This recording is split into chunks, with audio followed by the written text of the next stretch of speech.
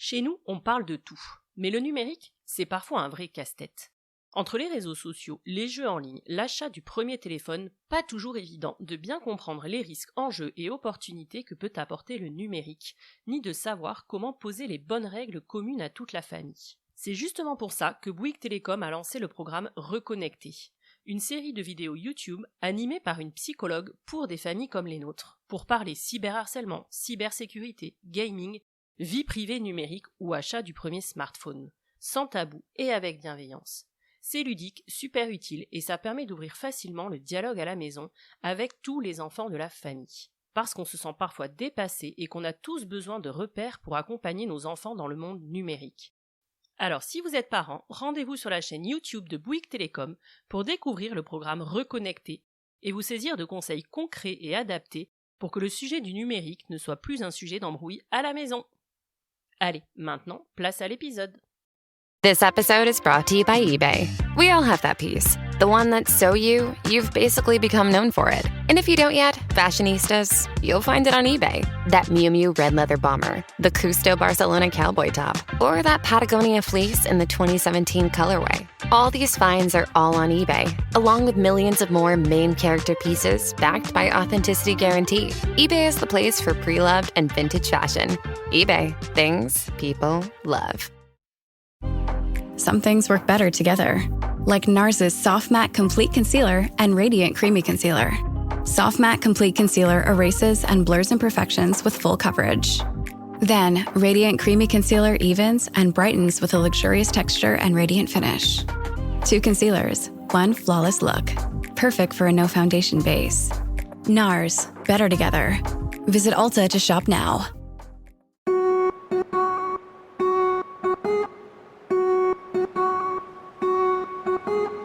Bonjour, je suis Élise et vous êtes sur The Cool Step Family, le podcast qui donne enfin la parole aux familles recomposées. Aujourd'hui, en France, un enfant sur 10 vit en famille recomposée. Cela représente 1,5 million d'enfants et ce chiffre est en constante augmentation. Les familles recomposées sont donc une part entière et non négligeable de notre société. Pourtant, elles en sont globalement ignorées car bien trop peu ou mal représentées. Nous avons tous en tête les stéréotypes sur la famille recomposée, de Cendrillon, harcelée par sa terrible belle-mère et ses méchantes demi-sœurs, à Blanche-Neige, dont la belle-mère est une sorcière, si jalouse de sa belle-fille qu'elle souhaite la tuer. Les beaux-pères, eux, sont bien souvent absents. En réalité, et je m'en suis particulièrement rendu compte au moment de mon propre divorce, il n'existe pas, ou peu, de représentation positive de la belle parentalité. Sur The Cool Step Family, vous entendrez des belles-mères, des beaux-pères, mais aussi des beaux enfants. Ils vous raconteront leur quotidien de famille recomposée, sans filtre et pour de vrai. Ils vous confieront leur histoire, vous transmettront leur expérience, vous raconteront leurs anecdotes et vous diront tout sur les défis, mais aussi sur la richesse que peut offrir la vie en famille recomposée. Parce qu'heureusement, dans la vraie vie, il est évidemment possible de s'épanouir dans sa nouvelle tribu et de réussir le challenge de la famille recomposée. Et en vérité, ça peut même être super cool. Alors, bienvenue dans l'univers exceptionnel des familles recomposées, bienvenue sur The Cool Step Family. Camille Hansom est autrice de romans et scénariste de bande dessinée, et elle a notamment écrit le roman Ma Belle, roman qui raconte l'histoire d'une famille recomposée, et plus particulièrement de Louise et Blanche, respectivement belle-mère et belle-fille, ayant une relation compliquée. Dans ce roman, Louise, la belle-mère donc, raconte ses difficultés à trouver sa place de belle-mère, ses insécurités exacerbées par l'ombre omniprésente de l'ex-femme idéalisée, sa relation compliquée à sa belle-fille, la place du père, ou plutôt celle qu'il ne prend pas justement. Bref, la vie d'une famille recomposée et la belle parentalité quoi. Et devinez quoi ? Eh bien cette histoire n'est pas née de nulle part dans la tête de Camille, puisqu'elle est belle-mère, attention, non pas de 1 ni 2, mais de 3 enfants. Alors, comment on tient le coup quand on ne parvient pas à trouver sa place de belle-mère ? Comment on gère quand on sent l'angoisse monter à l'arrivée des enfants pour la semaine ? Comment on fait quand tout semble bien se passer, mais qu'au fond, la relation belle-mère-beaux-enfants ne prend pas, qu'elle reste superficielle ? Comment on fait quand en tant que belle-mère, on s'investit à fond dans la logistique, les trajets, les devoirs, mais que l'on ne reçoit pas vraiment de retour ? Comment chemine-t-on pour réussir à fixer ses limites et à finalement être heureuse et épanouie dans sa famille recomposée ? Car oui, l'histoire de Camille se termine bien. Alors calez-vous confortablement et savourez cet épisode sans filtre, avec une histoire de belle-mère qui ne commence pas super bien, mais qui se termine avec un happy end. Merci infiniment Camille pour ta sincérité et pour ta confiance. Bonne écoute! Salut Camille, merci beaucoup d'être à mon micro aujourd'hui. Est-ce que pour commencer, tu peux me dire ce que tu fais dans la vie et de qui est composée ta famille, s'il te plaît?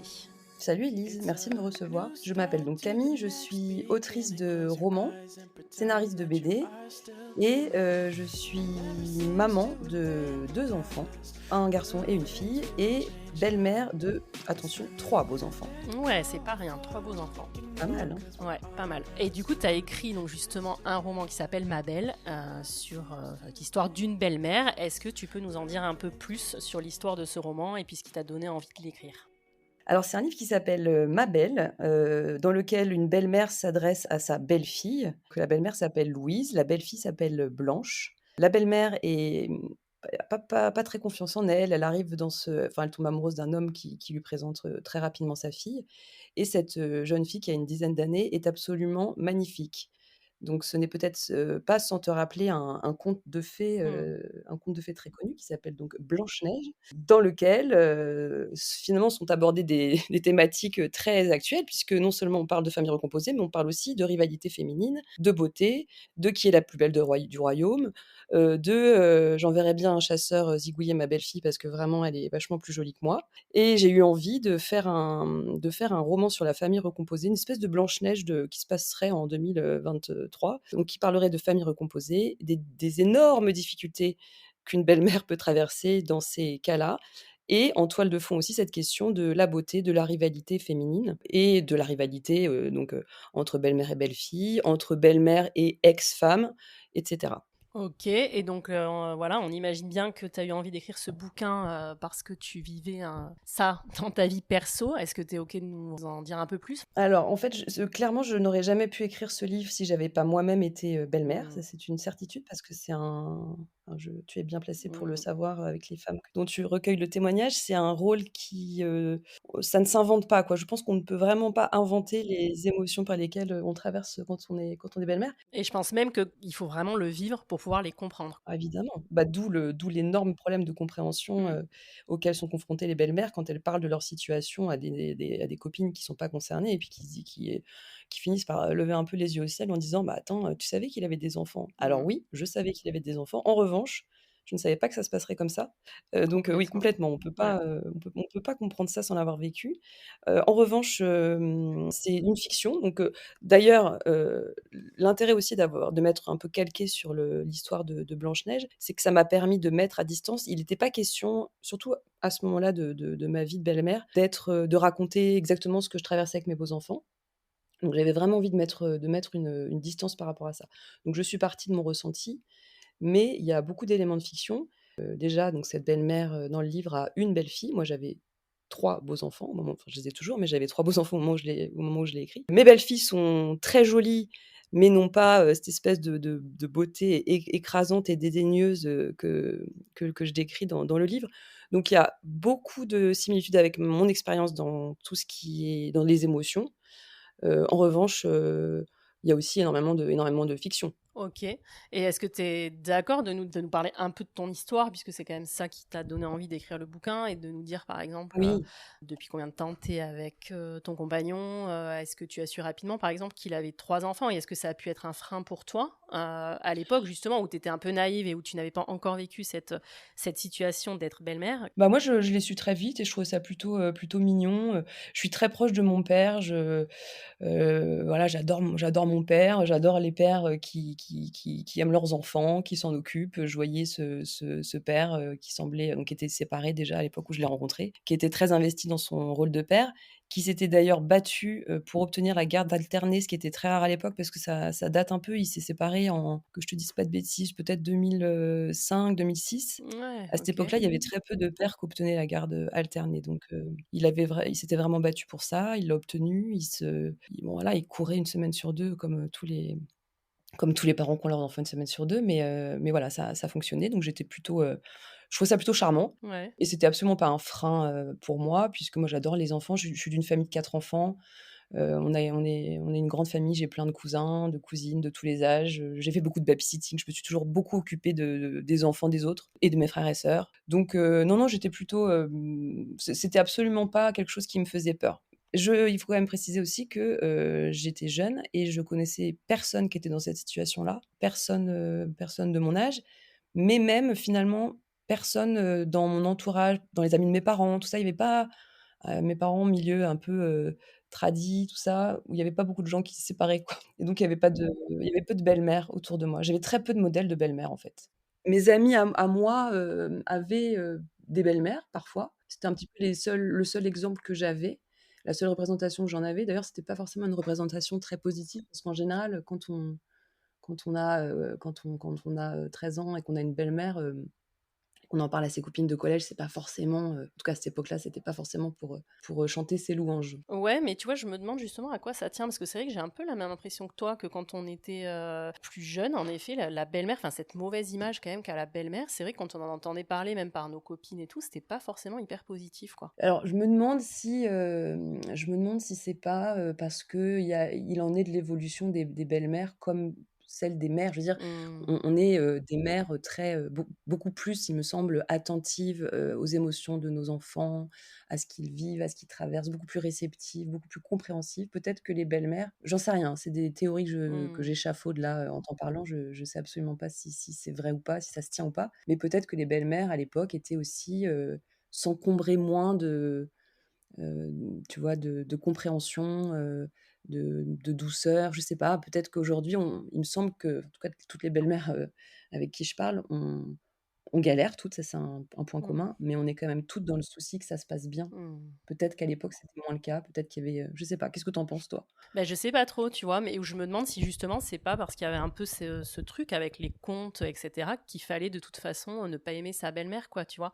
De la même C'est manière vrai. que tu as l'impression que parfois les mères se disent qu'elles ne peuvent pas aimer la nouvelle conjointe, en fait. Alors que finalement, si tu Oui, prenais du recul, peut-être tu pourrais très bien t'entendre avec elle, mais j'ai l'impression aussi des fois qu'on nous a tellement servi ce discours-là que tu ne peux pas aimer ta belle-mère ou que tu ne peux pas aimer la nouvelle conjointe de ton ex, que du coup c'est un espèce de truc entretenu, mais tu vois, qu'il faut juste oui, déconstruire, mais en fait qui est même pas ouais. basé sur des faits. Et peut-être que juste à l'époque c'était ça aussi, c'est qu'en fait ça faisait bien de détester sa belle-mère parce que c'est ce qu'on nous disait qu'il fallait faire, quoi, tu vois. Oui, alors oui, ton hypothèse me paraît beaucoup plus intelligente que la mienne, je dois bien reconnaître. Effectivement, Écoute, merci. je pense que c'était très largement, conditionné par ce qu'on avait, par l'image qui était véhiculée, voilà. Après, je crois aussi que, tout ce dont tu parles, aujourd'hui, on déconstruit tout ça, on prend du recul par Mm. rapport à tout ça, on se rend compte que ce sont des messages qui sont, non seulement erronés, mais aussi, qui rendent malheureuses, en fait. Mm. C'est-à-dire que cette espèce de rivalité féminine, moi, on en reparlera, mais je pense que ça a beaucoup joué dans mon mal-être de l'époque. Aujourd'hui, je me rends compte à quel point c'est un pur produit du patriarcat et à quel point, Mm. on peut déconstruire tout ça et sortir de ces schémas-là. Donc je pense que quand je disais que les belles-mères d'aujourd'hui étaient peut-être plus, tu vois, plus attentives au bien-être de leurs beaux enfants, je crois finalement que c'est aussi qu'elles déconstruisent beaucoup plus, qu'elles s'interrogent beaucoup plus et qu'elles sont donc libérées d'énormément de choses qui pesaient sur, les épaules des générations, passées. Même si tout est loin d'être réglé, il me semble quand même que, Ça la avance. parole, grâce notamment à des podcasts, se libère. Ouais, ouais, complètement, je suis tout à fait d'accord. Et donc, tu disais que tu avais pas beaucoup de familles recomposées autour de toi, pas beaucoup de belles-mères, ou en tout cas celles que tu connaissais ou via tes copines avec une image pas forcément positive, et que pour autant, toi, ça te fait pas peur. Donc, est-ce que tu peux nous raconter après dans la réalité comment ça se passe entre le fait qu'au départ, bah, toi, ça t'impressionne pas, tu trouves ça même plutôt cool, et qu'est-ce qui se passe dans le concret finalement quand tu rencontres ces enfants et quand tu rentres dans leur vie? Eh bien, je dirais que les tout débuts, c'était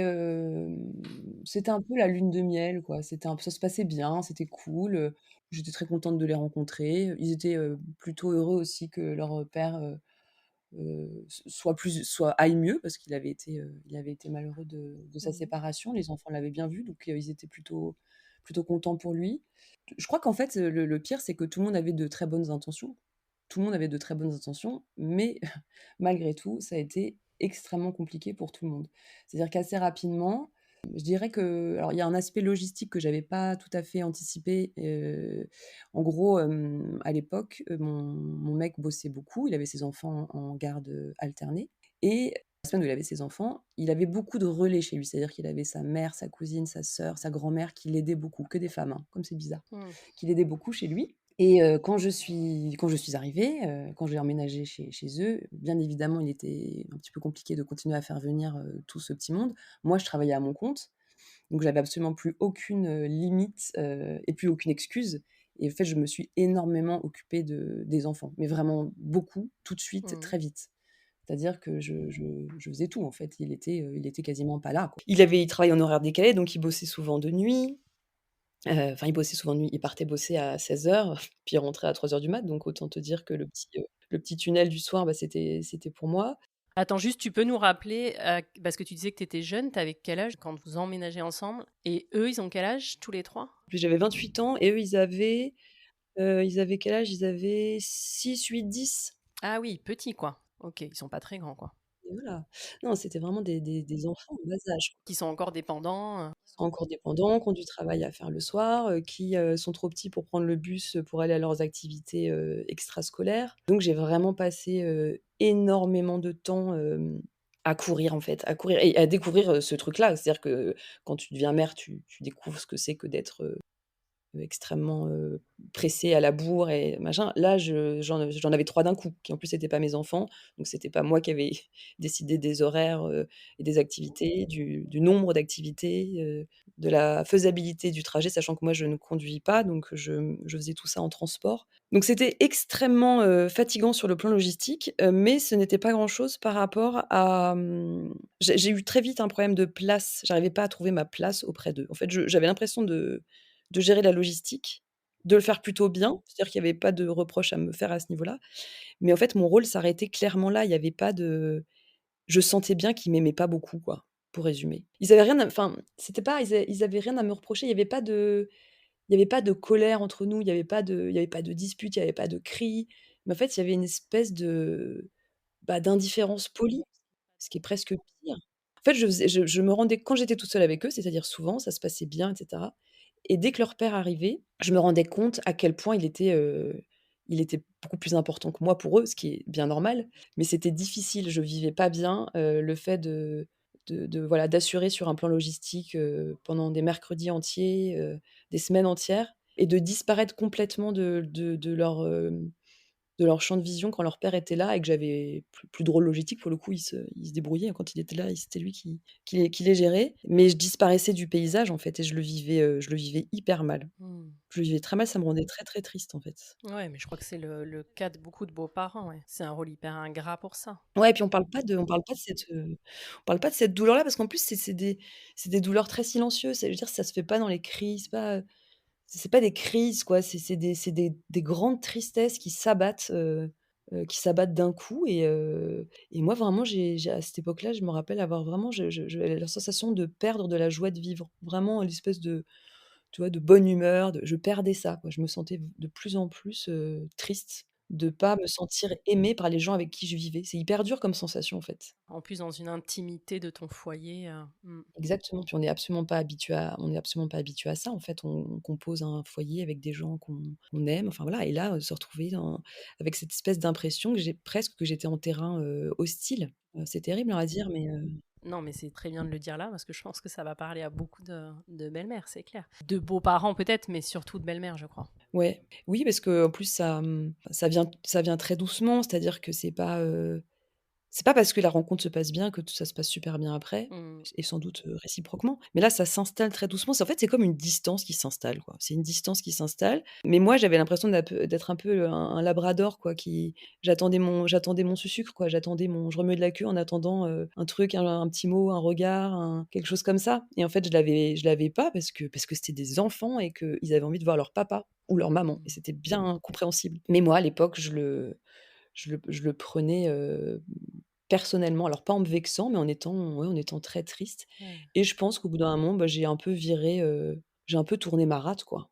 Je suis devenue un peu aigrie, comme disent les jeunes aujourd'hui Et du coup, pas très sympa avec eux, tu veux dire alors? Non, alors ça, j'ai toujours, je crois que j'avais en tête quand même un espèce de, je voulais être irréprochable. Évidemment que j'ai sans doute fait, enfin commis plein de maladresses, mais j'ai jamais fait un seul truc qui était pas sympa. Tu vois? Je pense que par exemple, j'ai, fait, l'erreur de beaucoup partir quand ils étaient là parce que j'avais de plus en de plus de mal à supporter cette ambiance et j'ai fait l'erreur de beaucoup partir. C'était une erreur. Pourquoi tu dis que c'était une erreur? Parce que je crois que alors c'était la seule solution que j'avais sur le moment parce que de toute façon j'étais, trop mal et puis que voilà.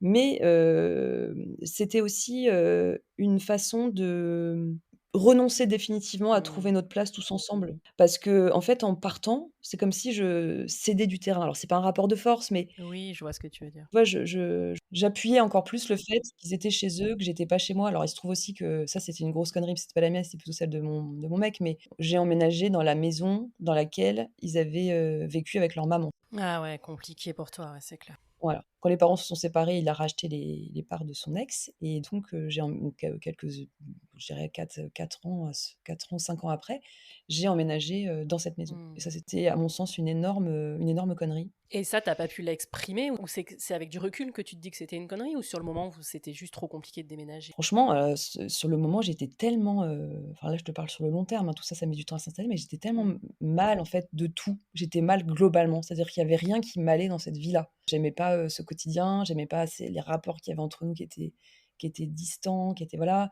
Je détestais cette, ville même dans laquelle, je m'étais installée. Mmh. J'avais quand même quitté, une ville hyper sympa pour emménager dans une banlieue parisienne qui était à l'époque pas terrible. Je détestais la maison, en dehors du fait qu'il avait vécu là-dedans avec son ex, j'aimais pas du tout cette maison. Donc il y avait rien que j'aimais, donc j'avais du mal à voir, clairement, sur Agir. quoi je pouvais m'appuyer pour agir. J'arrivais pas à activer de levier. En fait, c'était globalement, c'était une espèce de sensation, très très pesante de, ça va vraiment pas. Et tu à en parler à leur père de ça? Il le voyait, je pouvais pas le cacher, hein. Je pouvais pas le Mmh. cacher, j'étais très angoissée avant que les enfants reviennent. C'était vraiment, une espèce de ouais, j'avais mal au bide, quoi. J'avais mal au bide avant qu'ils reviennent, j'avais l'impression tu sais, de rétrécir, de devenir de plus en plus petite, Mmh. au fur et à mesure que le dimanche arrivait. Puis il y avait aussi des engueulades avec lui, à ce sujet-là. Moi, je lui reprochais beaucoup de pas intervenir quand les enfants me disaient pas au revoir le soir. Par exemple, on s'occupait des enfants, on était posés sur le canapé, ils venaient dire au revoir à leur père, ils me calculaient pas, ils montaient se coucher et leur père ne disait pas: «Bah, Camille est à côté de moi, cette forme que vous voyez, il s'agit de ma femme et donc ça serait bien que» donc il réagissait pas, donc c'est moi je lui en voulais beaucoup de pas intervenir. Je trouvais qu'il était, bouffé par la culpabilité, que enfin non, c'était très complexe. C'était vraiment très complexe pendant très longtemps. Mais c'est dur, hein, parce que c'est vraiment un truc qui se dégage maintenant qu'on commence justement à parler de la belle parentalité. Je crois vraiment que la place du parent, enfin la place que le parent donne aux beaux-parents est hyper importante. C'est-à-dire qu'en fait, des enfants, s'ils voient que leur parent, que ce soit le père ou la mère, est heureux avec le beau-parent et le valorise, trouve que c'est quelqu'un de chouette et tout, mais en fait, les enfants, ils Bien vont sûr. s'y mettre aussi, tu vois. Alors que quand le parent est justement bouffé de cette culpabilité dont tu parles, qui est hyper fréquente, et du coup n'ose pas du tout vraiment donner une place aux beaux-parents, enfin, c'est là qu'en fait ça se passe pas bien, quoi. J'en suis convaincue, je pense que c'est vraiment, un des énormes nœuds. C'est ça, c'est là-dedans. C'est-à-dire que alors surtout, il me semble, les pères, en fait, j'ai vraiment la sensation que les pères, notamment, ont du mal à prendre leur place pour plusieurs raisons. Mais pour moi, en fait, c'est des espèces de, c'est le trait d'union entre tous ces gens-là tous ces gens qui se Mmh. fritent entre la belle-mère, les enfants, l'ex. J'ai l'impression qu'en fait, tout le monde est sur le ring et qu'il y en a un qui est un peu derrière genre, «Oh là, moi je veux pas d'histoire, je veux d'histoire avec personne».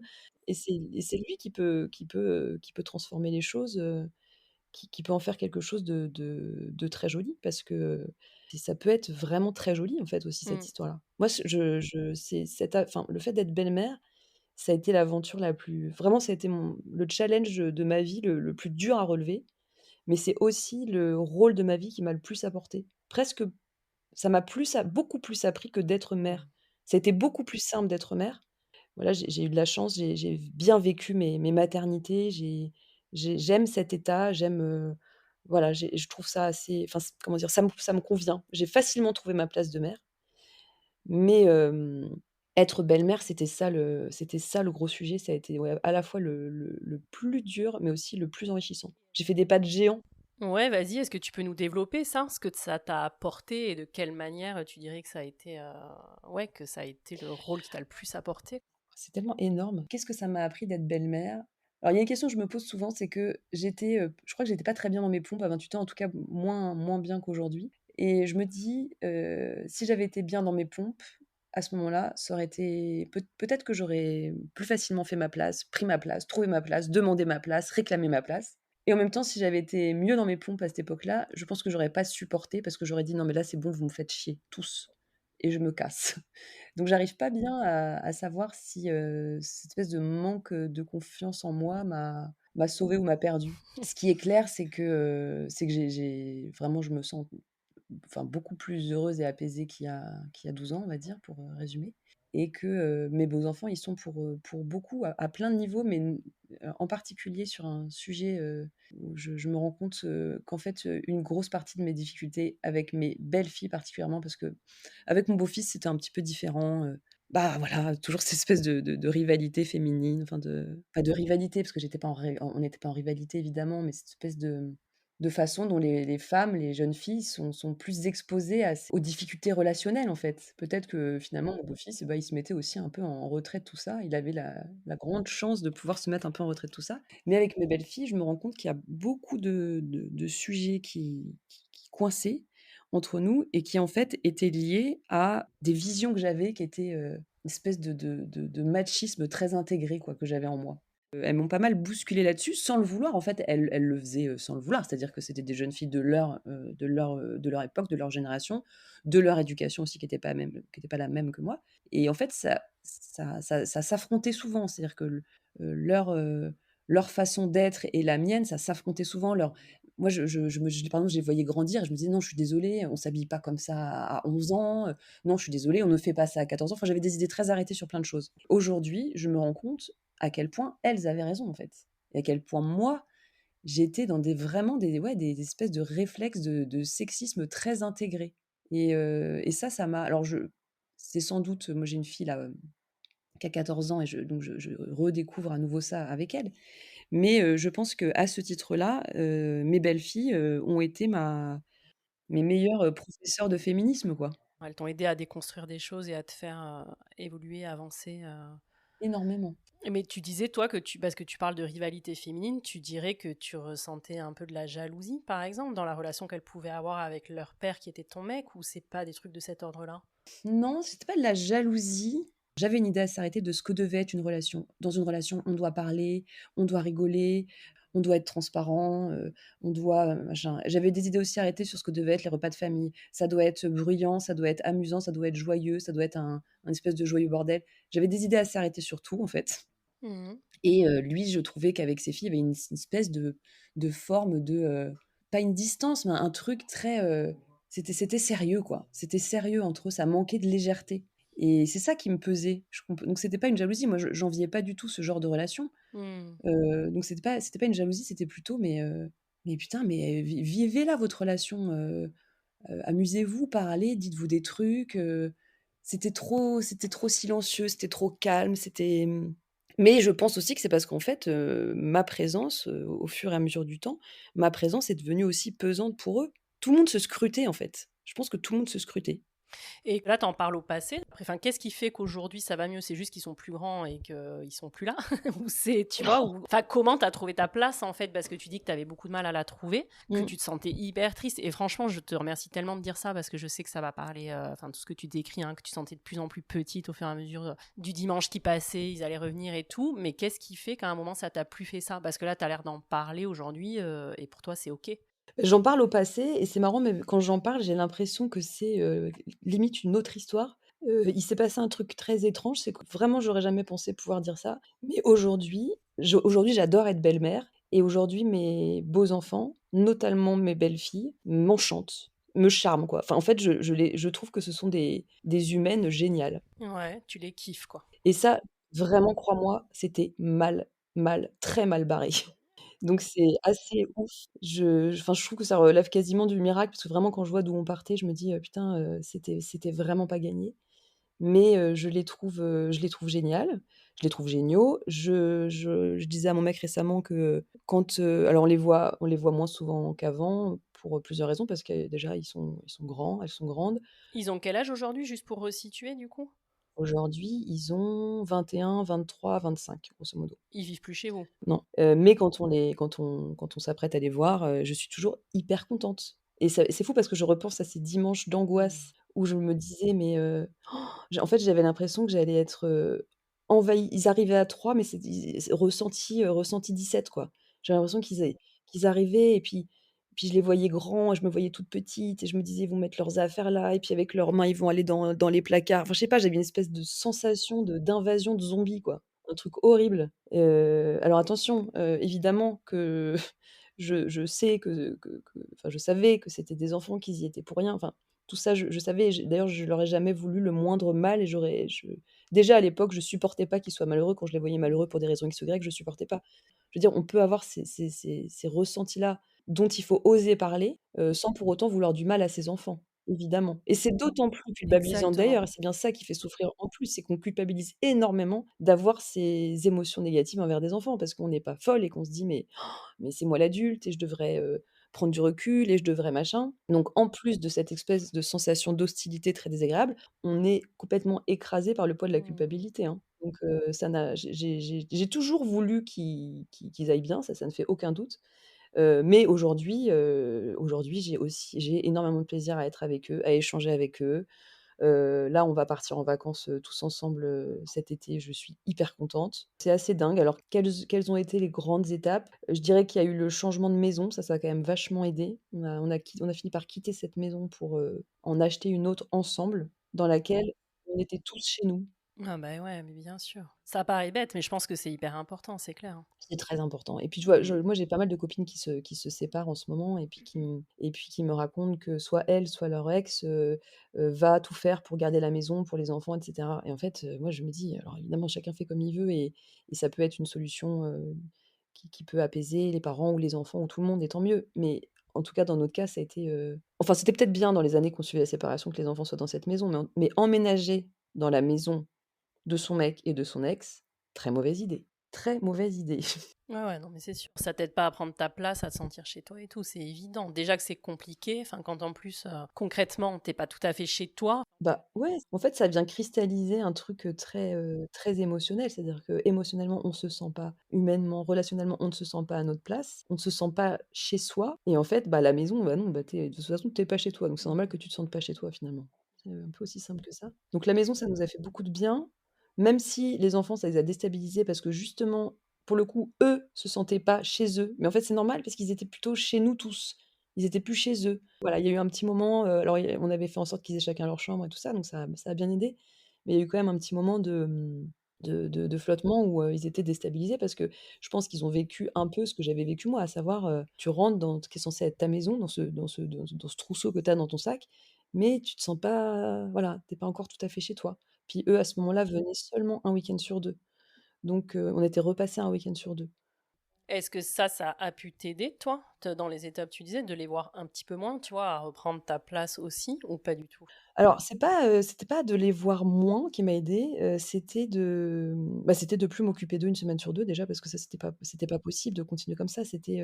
En fait ça nourrissait je pense aussi que même si ça allait logistiquement, j'étais pas au bout de ma vie, mais c'était quand même fatigant et que mine de rien, ça me mettait dans une situation d'attente. J'espérais qu'au moins en échange, j'ai de l'affection. J'étais quand même dans un truc, Ouais, t'attendais un retour de manière inconsciente. pense que j'attendais un petit peu un retour sur investissement et que ça pipait les dés, quoi, et puis de toute façon, en fait, c'est aussi simple que ça, c'était absolument pas à moi de faire tout ça. Ça ne convenait, pas à ça me convenait pas, ça ne convenait pas, à Seb, à mon mec, de savoir que les enfants étaient avec moi plutôt que d'être avec lui. Son ex était furieuse de les savoir, systématiquement, avec moi alors que Seb s'était battu pour avoir la garde alternée et qu'en gros, elle disait: «Bah, c'est à quoi bon t'être battu pour ça si c'est pour finalement, pas les voir?» Et puis les enfants, ils avaient envie de voir leur papa ou leur maman. Alors même si, ça se passait bien, qu'il y avait pas de mais c'était pas avec moi, enfin voilà, c'était pas avec moi qu'ils avaient envie de partager un quotidien. Donc en fait, personne n'y trouvait son compte. Et c'est ce qui fait que la garde a été modifiée? C'est ce qui fait que la garde a été modifiée. Ça s'est fait aussi un peu dans la douleur parce que j'étais clairement à l'initiative de ce changement-là. C'est-à-dire que c'est moi qui un jour ai dit: «C'est pas possible de continuer comme ça convient à personne». Et en fait, ce n'est pas tout simplement, ce n'est pas à moi de faire ça, en fait. C'est à un moment, ça m'est paru évident. Attends, un moment, c'est au bout de 4 ans, je dirais, hein. Au bout de 4 ans, j'ai dit: «Non, je peux pas continuer». Mais je trouve génial que tu aies trouvé la force de le dire, par contre, parce que je pense qu'il y a plein de belles-mères, en fait, qui se mettent là-dedans et qui en font trop. Ouais, j'étais assez fière de ma petite punchline parce que elle a mis 4 ans à venir quand même. Mais je retournais en fait, je passais tout mon temps, si c'est vraiment littéralement tout mon temps à penser à ça. Je pensais belle-mère, je m'endormais belle-mère, je me réveillais belle-mère, je pensais qu'à ça. Je retournais les trucs dans tous les sens, j'essayais d'analyser toutes les situations, j'essayais de trouver des réponses, j'en trouvais aucune, j'avais encore plus de questions. Enfin, c'était vraiment un espèce d'état permanent d'interrogation. Ça tournait en rond, quoi. Et bref, au bout de 4 ans, j'ai réussi à dire à mon mec tout simplement, j'ai dit: «Écoute, ça ne convient pas, ça ne nous convient pas, donc soit tu changes de mode de garde, soit tu changes de boulot, soit tu changes de meuf, mais tu peux pas garder les 3, c'est pas possible».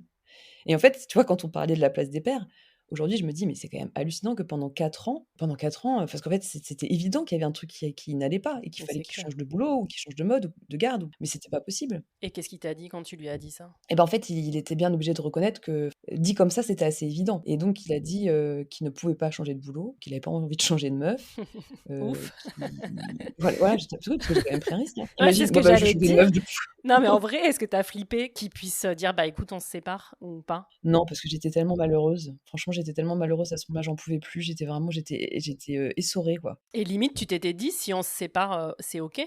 C'est horrible parce que j'y pensais, mais j'étais très amoureuse, je le suis toujours, mais j'étais très amoureuse de lui. Donc c'était, difficile, d'envisager ça, mais quelque part, franchement, à un moment, c'était devenu une espèce de solution de sortie, fort confortable, quoi. Mmh. Parce que j'étais trop fatiguée de tout ça, puis j'avais la sensation que ça n'avançait pas. Et les gens me disaient: «Mais ils vont grandir!» Bah ouais, ils vont grandir, enfin bon, 10 ans, les doigts coincés dans une porte, c'est long, quoi. Et je trouvais ça con, puis en fait, je trouvais ça horrible cette phrase: «Ils vont grandir», comme s'il fallait que je passe ma vie à avoir hâte qu'ils s'en aillent.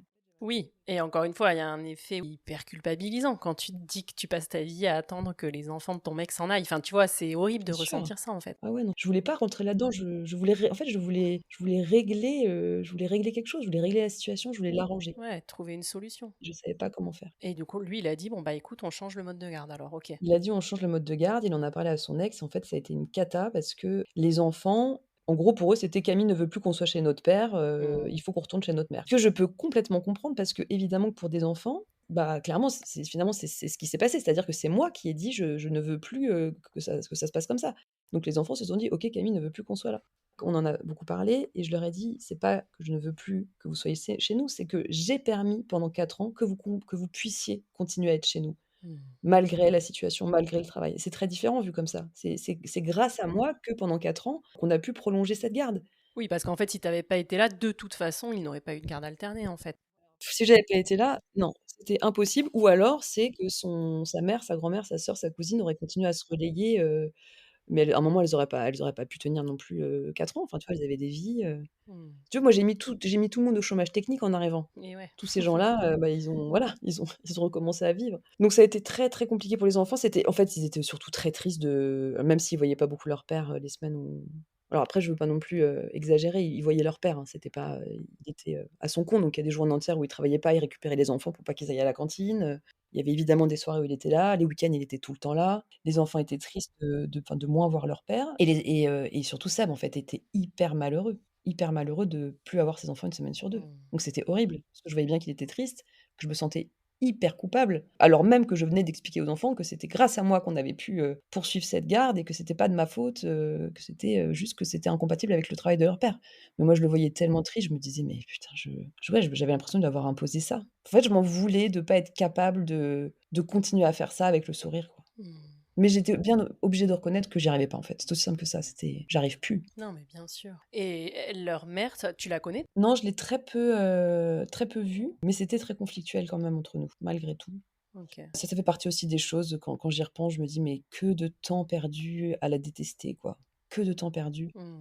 Alors que, je suis, à peu près sûre que si c'était, enfin, si c'est une nana que j'avais rencontrée dans un autre cadre, ça aurait roulé. Enfin, en fait, il y a pas de on a t à chaque fois que nos mecs nous parlent de leurs ex, c'est toujours des folles. En fait, non, je pense qu'elles sont pas f c'est il y a pas de folles, quoi, il y a des femmes, qui sont racontées par des hommes à leur façon Et puis il y a des mères, inquiètes pour leurs enfants et puis, il y a des mères blessées par des séparations et puis, il y a des femmes qui ont des histoires, qui ont des limites, qui ont des besoins, qui ont des peurs, qui ont des fragilités, mais on en est toutes exactement au même point. En fait, je me dis qu'on avait vraiment, pas beaucoup de raisons de se détester. On avait même plutôt des intérêts communs. On avait toutes intérêt à ce que les enfants aillent bien. C'est ça. Je pense qu'on a perdu beaucoup de temps à se détester, ouais. C'était quand j'y repense, je me dis: «C'était très con» parce que ça participait à mon mal-être, vraiment. C'est-à-dire je passais beaucoup de temps à penser à elle, Là, pour le coup, il y avait une espèce de jalousie. J'avais, vraiment, l'impression que Seb avait été beaucoup plus amoureux d'elle qu'il l'était de moi. Je me faisais des espèces de fantasmes de ce qu'ils avaient vécu, qui était forcément plus fort, Il y a des comparaisons, beaucoup de comparaisons. En fait, quand je te disais que je me sentais toute petite le dimanche, j'avais l'impression que je rapetissais au fur et à mesure que l'heure, de l'arrivée des enfants approchait. Je pense que dans cette vie-là, globalement, je me sentais petite par rapport à tout. Je me sentais petite par rapport aux enfants, je me sentais petite par rapport à l'ex de mon mec. Je me sentais, insuffisante partout. Ça venait vraiment appuyer sur des névroses que j'avais déjà. Cette situation n'a pas créé de nouvelles névroses. Mmh. Elle a juste, fait du trampoline là où il y en avait, déjà un certain nombre. Oui, ça a dû appuyer sur des blessures que tu avais en toi, bien sûr. Exactement. En fait, je pense que le rôle de belle-mère, s'il est si difficile, c'est parce que vraiment il vient appuyer là où ça fait mal chez beaucoup de femmes. On a tout en commun, des difficultés qui sont très féminines en fait, parce qu'on nous nous autorise pas à être pleinement. On nous autorise pas à prendre notre place, on nous autorise pas à nous installer confortablement dans le métro et à occuper l'espace public. Tu vois? Pour toutes ces raisons-là, je trouve qu'on a en commun des difficultés à prendre notre place, à demander aux autres de nous faire une place, à affirmer nos limites, à affirmer nos besoins et qu'en fait, quand tu es belle-mère, ça vient tellement appuyer sur tout ça. Oui, oui, on est éduqué pour faire en sorte que ça se passe bien pour tout le monde, prendre soin de tout le monde et s'oublier soi. Et à un moment, c'est pas possible quand c'est concilié avec trop de choses Ouais, c'est ça. inconciliables. Et vous savez qu'on le voit, j'ai l'impression que les belles-mères pour lesquelles ça se passe bien, c'est celles qui arrivent justement à fixer leurs limites, à dire bah ça non, ça je m'en occuperai pas, ça. Enfin, tu vois, il y a vraiment à prendre leur place, mais avec l'aide du parent. Exactement. Bah, en fait, il faudrait qu'idéalement, le parent qui fait le lien entre tout ça, il faudrait que ça soit en fait, que la question se Mm. pose pas, que la charge, repose pas sur les épaules de la belle-mère. Enfin, c'est pas à elle de suppléer son rôle, tu vois? Mais, quand ça ne se fait pas comme ça, effectivement, mettre des limites, claires, c'est, fondamental. C'est vraiment fondamental. Moi, je crois qu'aussi, j'ai arrêté d'être dans un rapport de séduction avec eux. Je pense à un moment, peut-être parce que je sentais que j'avais plus aucune chance de leur plaire. J'ai arrêté de chercher à leur plaire, en fait et à partir de là, c'était, en fait, finalement plus équilibré. C'est-à-dire que mais c'est comme dans la parentalité, on n'est pas là pour,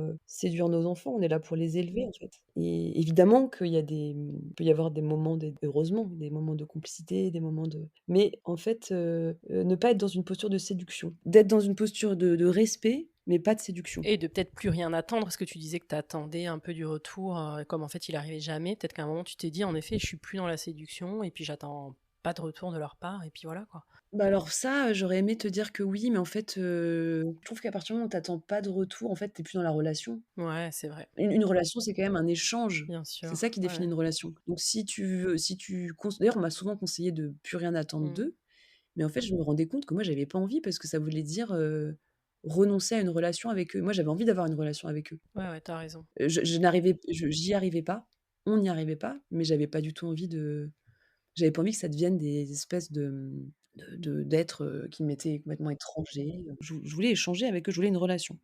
Et tu dirais que ça s'est fait petit à petit quand même, le fait qu'aujourd'hui tu les trouves si chouettes et que t'aies cette relation que t'as tant attendue, ça s'est fait petit à petit, ou il y a eu un déclic qui fait que bah t'as réussi en fait? Ah ouais, ouais, ouais, ouais, carrément. Oui, ça s'est fait petit à petit. Parmi les choses qui ont aidé aussi à ce que la relation avec mes beaux-enfants s'apaise, il y a une chose qui a 2 ans et demi aujourd'hui, qui est un Ouais. bébé en fait, c'est un petit bébé qu'on a eu, qu'on espérait depuis très longtemps, qui a mis beaucoup de temps à Mhm. venir, qui a pris son temps pour arriver. Et quand il est enfin arrivé, moi je suis devenue très, très heureuse en fait. Vraiment, je pense que ce bébé manquait clairement à Ouais. mon bonheur et à partir du moment où il est arrivé, je sais pas, j'ai vécu je suis montée sur une espèce de nuage duquel je suis jamais redescendue vraiment là en 2 ans et demi et ça a changé beaucoup de choses parce que j'étais plus apaisée, parce que j'étais heureuse dans mon rôle de mère, parce que j'étais très émue de voir, la réaction de ses frères et sœurs vis-à-vis de lui, cette espèce de grande tendresse qu'ils ont tous eue pour lui. Ouais, le regard qu'ils avaient sur lui, je me j'ai enfin, j'étais hyper, j'étais hyper troublée par ça, très heureuse Je me suis dit aussi: «Quelle chance il a d'avoir tous ses frères et sœurs». Je trouvais ça génial pour lui. Je me suis dit: «Mais ouais, alors non seulement ils sont trop nombreux, ils sont super nombreux, c'est trop bien». Enfin moi on est 4 Ouais. dans ma famille, j'adore avoir des frères et sœurs et là je me suis dit que j'étais trop contente pour lui qu'il ait aussi cette chance Mais oui, c'est génial. et puis ces frères et sœurs-là qui sont vraiment, qui sont super donc ça a forcément, aussi, contribué à changer les choses, même si tu vois, quand j'y repense, en fait, notre fils a 2 ans et demi, j'ai pas l'impression que tout va mieux depuis seulement 2 ans et demi. Ça va mieux depuis, je sais pas, c'est difficile à dater, hein, mais je sais pas, ça va mieux depuis alors on s'est mariés aussi avec leur papa, on s'est mariés en 2019. Ouais, Ça a sans doute aussi joué quelque chose, parce qu'ils étaient très heureux qu'on se marie. d'accord. Ce qui m'a beaucoup surprise parce que ça à ce moment-là, ça allait mieux, mais c'était pas encore, la grande folie et en fait, ils ont été très heureux qu'on se marie. J'étais vachement portée par ça. Trop bien, ouais. Ouais, ils ont été, super au mariage, ils ont fait un super discours, très touchant où ils disaient que vraiment on revenait de loin, mais qu'ils étaient contents qu'on soit arrivés là où on en était.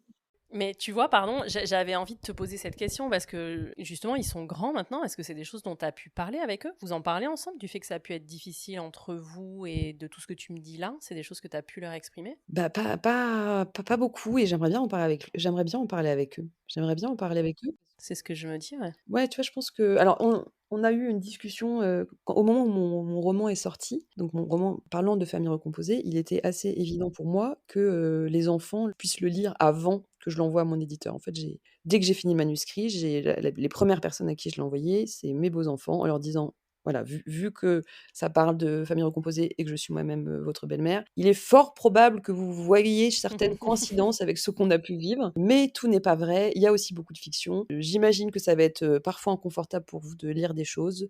Donc voilà, je voudrais que vous puissiez me poser les questions que vous avez à me poser, et qu'on en parle et que voilà, je bougerai pas le petit doigt tant que j'aurai pas votre feu vert à tous les 3 quoi. Et il s'est Mhm. passé beaucoup de jours, beaucoup trop de jours, pendant lesquels j'attendais, blottie en position fétale, sous la couette, jusqu'au moment où mon mec a reçu un message qui lui disait, «Pourrait-on te voir seule?» Je fais: «OK, super» et en fait, elles avaient été alors je parle encore plutôt de mes belles-filles parce que mon beau-fils, pareil, s'est mis un peu en retrait de tout ça, mais mes belles-filles avaient été extrêmement tristes de lire, cette histoire qui aborde quand même des grandes difficultés entre belle-mère et belle-fille et elles m'ont dit enfin, elles m'ont dit: «Mais je pensais que ça allait entre nous, je pensais que ça allait mieux» et c'était horrible. Je leur ai dit: «Mais évidemment que ça va mieux entre nous. Évidemment que tout ce que je raconte dans ce livre, ne parle pas de nous, ne parle pas de vous, ne parle pas de moi» et je leur ai dit: «Mais dites-moi les moments qui vous ont peiné ou qui vous ont voilà et je vais vous dire sincèrement si c'est vrai ou pas, si c'est vraiment ce que j'ai vécu ou pas». Donc elles ont pris le livre, enfin le manuscrit, elles m'ont donné des passages et à chaque fois je leur disais: «Bah oui, ça c'est vrai» ou «Non, non, ça je l'ai inventé. Je l'ai jamais ressenti, je l'ai inventé». C'était un gros moment, Tu m'étonnes. c'était un peu intense. C'était pas mon meilleur moment de ma vie, mais bon, ça avait quand même permis de parler de tout ça. Aujourd'hui, donc combien de temps après? 4 ans après, j'aimerais bien, reparler avec elles, en fait, j'aimerais bien leur dire à quel point je suis heureuse de les avoir comme beaux enfants, quoi, tout simplement. Bah écoute, tu leur enverras le lien du podcast. Exactement, c'est ce que j'étais en train de me dire. Et ouais. Vas-y, alors si tu as un message là à leur passer, si elles écoutent, si ils et elles écoutent le podcast. Mes beaux enfants? Ouais. Oh là là, je leur dirais, qu'est-ce que je leur dirais? Je leur dirais pardon pour les erreurs que j'ai forcément faites, je sais pas lesquelles, mais j'en ai forcément faites. Je leur dirais, merci de m'avoir, autant fait grandir et merci d'être les frères et sœurs qui sont et puis je leur dirais, il y a je sais pas si tu connais le livre de Matou qui s'appelle, «Au Oui. magasin des mamans, j'aurais choisi toi», je crois. C'est sa fille qui parle et qui dit, «S'il y avait un magasin de mamans, j'aurais choisi toi» Hmm. et ben moi, s'il y avait un magasin de beaux enfants, en fait, j'aurais choisi eux. Oh là là. Voilà ce que je leur dirais. Bah, c'est trop beau, ça me je suis toute émue, j'ai encore des questions à te poser, mais je me demande si on termine pas sur ça. Bah, ouais, c'est vrai que ça peut faire une jolie fin. Moi aussi, je suis un peu émue. Ouais, c'est beau franchement. Non, mais je trouve en plus, que c'est hyper encourageant en plus parce que tu as parlé quand même hyper sincèrement de ce que tu as pu ressentir et je vois tellement ce dont tu parles et je sais que ça parlera tellement, ce sentiment de se sentir toute petite, cette angoisse quand ils reviennent et tout. Puis là, d'entendre ça aujourd'hui, tu vois, je trouve que c'est, mais hyper encourageant en fait Ah pour ouais. plein de belles-mères qui sont en train peut-être de galérer aujourd'hui et de t'entendre là aujourd'hui, c'est juste, hyper positif, c'est génial. Ça veut dire que ça peut aller mieux, que ça peut changer et c'est top, quoi. En fait, c'est ça aussi, c'est que les belles-mères, je trouve que alors je suis en empathie, mais totale avec elles et en particulier avec celles qui galèrent parce que vraiment c'est des vraies souffrances. Mais, je crois on n'est pas belle-mère par hasard. En fait, on tombe pas par hasard amoureuse d'un homme qui a des enfants. On n'accepte pas par hasard, de faire une vie avec eux et je pense que si on est belle-mère à un moment de notre vie, c'est qu'on a énormément de choses à apprendre de cette situation-là et aussi se mettre un peu en mode, justement, en mode, apprentissage. Qu'est-ce que je vais apprendre de tout ça? Je trouve que c'est intéressant parce que Mmh. vraiment on apprend beaucoup, beaucoup, beaucoup de choses sur soi. Vraiment, je trouve que c'est une école qui est très dure, mais c'est une école d'excellence quoi, pour se connaître. Ouais, mais tu vois, j'ai quand même envie de te demander qu'est-ce qui fait, enfin, même si je me fais un peu l'avocat du diable, hein, tu vois, mais qu'est-ce qui fait que t'es resté, enfin, à part l'amour, parce que quand tu dis ça, j'entends ce que tu dis, c'est qu'en effet, ça t'apprend vachement sur toi, mais tu dis quand même que c'est hyper dur, et du coup, je me dis quand même, qu'est-ce qui fait qu'on reste, en fait? Qu'est-ce qui fait on se dit pas, bon, bah, en fait, je m'en vais, quoi, tu vois, puis je vais trouver un gars sans enfant, et pourquoi s'infliger un truc si difficile qui, certes, t'apprend autant sur toi, mais qui te met autant à mal, quoi, et qui te fait quand même souffrir par moments dans ce que tu racontes, on l'entend quand même, tu vois? Je pense qu'on reste parce que, on pressent qu'on a tous à gagner à ce que les choses s'arrangent. Il y a quand même Mmh. quelque chose comme ça, même au moment où j'étais la plus malheureuse, alors c'est vrai, je me disais: «Bon allez, t'inquiète, au pire, tu pourras toujours rompre». Mais je me disais: «Mais non, mais en fait, j'ai pas envie». Moi, ce que j'ai envie, c'est qu'on arrive à être heureux tous ensemble. J'avais vraiment très envie de ça. Alors j'étais, saoulée, j'étais fatiguée, j'étais énervée, j'étais tout ce que tu veux, mais je pressentais qu'il y avait quelque chose à jouer et que le jour où on y arriverait, on aurait tous, on serait tous beaucoup plus forts, en fait. Tu vois, il y avait un truc, c'est pas, je sais pas, c'est pas comme, rester quand, ton mec te rend très malheureuse, parce qu'il te trompe ou parce que je sais pas quoi. C'est pas ça, c'est rester parce que la situation est extrêmement compliquée, mais que tu pressens qu'il y a de grandes choses, au bout. Mmh. Il me semble que vraiment, je pense que les belles-mères, elles ont quelque part en elles, elles ont cette espèce de sentiment très fort que quelque chose est possible. Ouais, et que quelque chose de chouette, parce que c'est ce qu'on dit aussi souvent dans le podcast, c'est qu'au final, et c'est ce que tu décris là, ça peut être aussi génial quand ça fonctionne, d'avoir tous ces gens bonus autour de toi qui t'apportent. Oui, oui, puis tu sais, je me faisais aussi la réflexion que, une des choses qui est, hyper difficile dans le rôle de belle-mère, c'est qu'on n'a pas de modèle. Mmh, complètement. Quand on devient mère, on a toute une mère, donc on sait à peu près ce qu'on veut faire, comme elle ou différemment d'elle. Oui, puis on a toutes plein de mères autour de nous. Exactement. On a toutes plein de mères autour de nous. Mmh. Les belles-mères, on en a très peu et en plus, il y a une espèce de les belles-mères, elles sont complètement comprimées entre des injonctions très contradictoires. Tu vois? On leur dit que, elles doivent, aimer les enfants, mais qu'il faut pas en gros, qu'il faut pas qu'elles attendent d'être aimées. On leur dit qu'elles, doivent s'occuper des enfants, mais en même temps qu'elles sont pas leur mère. Mmh. Tu vois? C'est impossible de s'y retrouver dans ce bordel, je trouve. Mais complètement. Même pire que ça, tu dis, on leur dit qu'elles doivent aimer les enfants, mais même on leur dit qu'elles doivent aimer les enfants, mais pas trop quand même, tu vois, pour pas trop prendre la Et pas place de trop la quand mère. même. Enfin, en effet, c'est toujours un truc et l'autre, en fait, en même temps, ouais. Exactement Mmh. et en fait, à partir du moment où ça revient un petit peu à ce qu'on disait tout à l'heure, à partir du moment où tu mets des limites, dans ce que tu es capable de faire, de donner, d'encaisser aussi comme coup, ce qui est très intéressant, je trouve, c'est que tu peux essayer de réaliser que tu es dégagée de la responsabilité parentale, en fait. C'est pas ton rôle, tu es pas la mère. Ils te le répètent largement assez: «Tu es pas ma mère». Et bah, ouais, en fait, je suis pas ta mère et Mmh. c'est trop chouette parce que du coup, on va pouvoir créer une relation qui est différente, quoi, qui est dégagée de ça. Un peu la relation que, tu sais, que tu peux avoir avec ton neveu, ta nièce, Mmh. ton filleul, enfin ces relations qui sont voilà, qui sont à la fois très fortes et en même temps qui sont que j'aime bien. J'aime bien ces rôles parce que je trouve que les contours sont extrêmement flous. Donc à la fois, c'est inconfortable parce que voilà, tu sais pas ce que c'est que d'être une bonne tante, une bonne marraine, une bonne belle-mère, c'est compliqué. Mais en même temps, là-dedans, il y a plein de choses à inventer et tu peux Mmh. vraiment inventer une relation, quoi. Tu peux vraiment vite inventer un type de relation. Tu peux prendre ce que tu as envie de prendre et laisser ce que tu as pas envie de prendre. Exactement. Ouais, trop chouette. Est-ce que tu vois d'autres choses que tu as envie d'ajouter, Camille, ou... Non, écoute, on a quand même parlé de plein de trucs, hein, Ouais, j'ai l'impression, grâce à tes bonnes questions. hein. Non, je pense que j'ai dit ce que j'avais à dire, grosso modo. Oui, il y a juste un truc quelque chose que je voulais dire. On n'a pas de modèle, autour de nous de belle-mère et en fait, l'imaginaire, collectif renvoie, je trouve, 2 schémas, soit l'horrible marâtre qu'on connaît bien, parce qu'elle est dans tous les Mmh. contes de fées, soit la belle-mère, parfaite. Il y a pas d'entre-deux. On a l'impression que cette belle-mère normale, qui fait ce qu'il peut, mais qui se plante, qui veut pas de mal à ses beaux-enfants, mais a beaucoup de mal à être avec eux, qui voudrait être aimée, mais qui n'y arrive pas. Cette belle-mère-là, normale, on a l'impression qu'elle n'existe pas et je trouve ça horrible parce qu'on a le droit d'être, tu sais, ces dernières années, on a beaucoup, déconstruit l'espèce de mythe de la femme enceinte hyper épanouie. On a le droit aujourd'hui d'être enceinte et de plus être épanouie, de dire que ça nous emmerde. On a le droit d'être une mère imparfaite, c'est même un peu à la mode, tu vois, d'être une mère un peu, Oui, de se plaindre de ses enfants ou de dire qu'on en a marre, c'est quelque chose qui est possible. de se plaindre de ses enfants, exactement. D'oublier, je sais pas, des enfants sur l'autoroute, non, je plaisante. D'oublier tu vois? Enfin bref, de pas être une mère, extrêmement, voilà.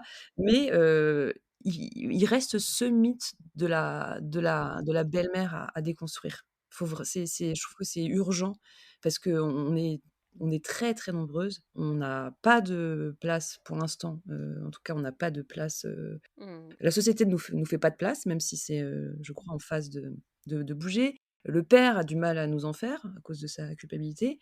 Les enfants ont du mal à nous en faire à cause de leur loyauté. Mmh. L'ex a du mal à nous en faire à cause de la rivalité. Donc, je suis très admirative, en fait, des femmes qui sont dans cette, situation, sincèrement.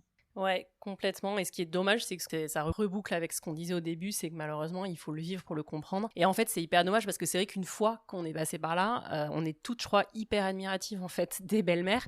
Et pourtant, le reste de la société, les gens qui ne sont pas passés par là, ne voient absolument pas tout ce qu'on vient de dire là, quoi. Et moi, c'est pour ça que j'ai fait ce podcast aussi, notamment. Mais c'est vrai que c'est vraiment un rôle qui est hyper compliqué, Mmh. où en fait, tu donnes de toi, de ton temps, de ton argent, de ton amour à des enfants qui ne sont pas les tiens. Et je pense que vraiment, tout le monde n'en serait pas capable. Et pourtant, t'es sans arrêt décrié, critiqué, et tu n'as absolument pas le droit de te plaindre. Enfin, c'est vraiment une place qui est vraiment particulière. Et comme toi, je pense qu'on gagnerait vraiment bien plus à visibiliser toutes ces belles-mères. Et voilà, et ce que tu disais, c'est que oui, aujourd'hui, le discours, et tant mieux, évolue vachement sur la maternité. Voilà, on peut dire que là, on en a marre ou qu'on aimerait qu'il soit couché. Il y a même sur Instagram, tu vois, il y a des mèmes, etc. Mais par contre, sur tes beaux-enfants, tu n'as pas le droit de dire ça, quoi. Si tu Exactement. dis que t'en as marre de tes beaux-enfants, mais c'est inentendable. Ouais, et puis tu te prends des réflexions, qui me rendaient dingue, des trucs tellement cons. Je veux dire, tu savais qu'il avait des enfants, je pense que c'est la phrase la plus sotte mais oui, évidemment, Mmh. je savais et puis je sais aussi que je vais mourir et c'est pas pour autant que j'aurais pas le droit de me plaindre le jour où je vais mourir, quoi. Mais bien sûr. Oui, on savait, mais enfin, je vois pas ce que ça apporte, en fait, de dire ça.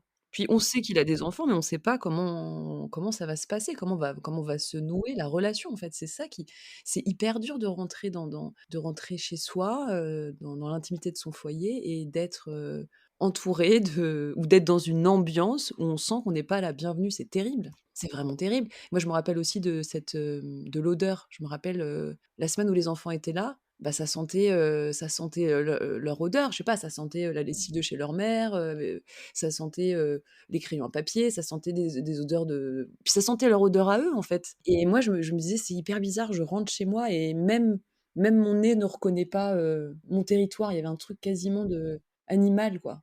Écoute Camille, c'est trop cool. Je trouve qu'on a dit plein de trucs hyper intéressants. Est-ce que tu vois des choses encore que tu as envie d'ajouter? Bah, non, écoute, c'est pas moi, je suis comme toi, je trouve qu'on a bien balayé le sujet. Je te remercie beaucoup, Eh ben, merci beaucoup Camille, et puis à bientôt. merci beaucoup Élise et big up à toutes les belles-mères. Voilà, c'est la fin de cet épisode génial. J'espère que l'histoire de Camille vous a plu.